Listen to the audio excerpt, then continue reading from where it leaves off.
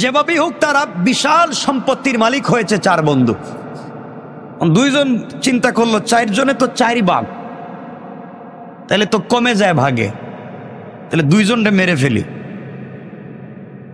3 জন মিলে প্রথমে 1 জনরে মারছে, তাহলে কমলো কয়জন? 1 জন। কিছু দূর যাওয়ার পরে আরো 2 জন মিলে আরেক জনরে মারছে, বাকি আছে কয়জন? কোন একটারে কয় 2 জন তো নাই, আমরা আছি 50-50। কিন্তু কারো ভিতরেই যে 2 জন আছে কারো ভিতর থেকে সন্দেহ যাচ্ছে না, যেভাবে 2 জনরে মারছি ও আমারে মারতে পারে, হে আমারে মারতে পারে। এ রাত্রে ওরে পাহারাদারি করে, ও তারে পাহারাদারি করে, কেউ আর ঘুমায় না। কথা বুঝেন নাই? ঘুমায় না। এদিকে একজন বলছে, ভাই আমাদের তো এত স্বর্ণ এত সম্পত্তি, পেটে তো খিদে লাগছে, বাজার থেকে কিছু খাবার নিয়ে আয়। ও বলতেছে, দেখ খাবার আনতে পারি ঠিকই, কিন্তু তুই ভাগতে পারবে না। মানে আমি খাবার আনতে গেলাম, তুই সব নিয়ে চলে গেলে।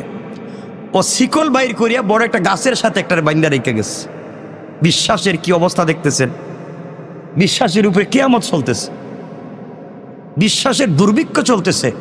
আর আমাদের সমাজে সুস্থ সংস্কৃতি, মানুষের সাথে উত্তম আদর্শের দুর্ভিক্ষ চলতেছে।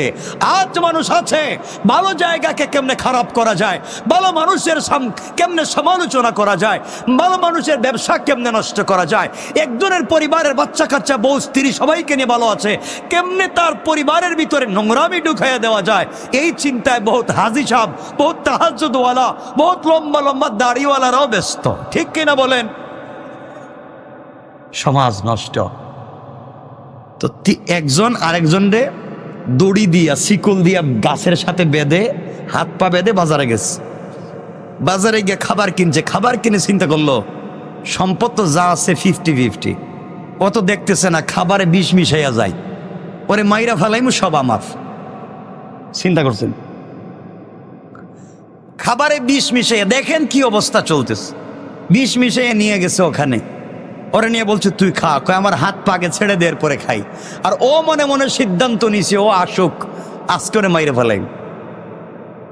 চিন্তা বুঝছেন নি? এখন ও যখন খাবার নিয়ে গেছে, ওর হাত পা ছেড়ে দিয়েছে, হাত পা খুলেই যে খাবার নিয়ে গেছে তার ইচ্ছা মতো মায়ের মারতে মারতে দুনিয়া থেকে বিদায় করছে। বাকি আছে কয়জন?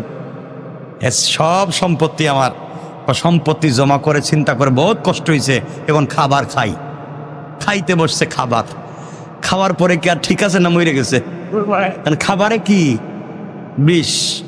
এখন 4 বন্ধুর কেউই নাই, সম্পদের জায়গায় সম্পদ পড়ে আছে, দেখবার কেউ নাই, নিবারও কেউ নাই।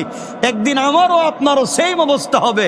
সম্পদ থাকবে, বাড়ি বিল্ডিং এখানে থাকবে, কিন্তু সন্তানও নাই, আমিও নাই, আপনিও নাই, কেউ দেখবারও নাই।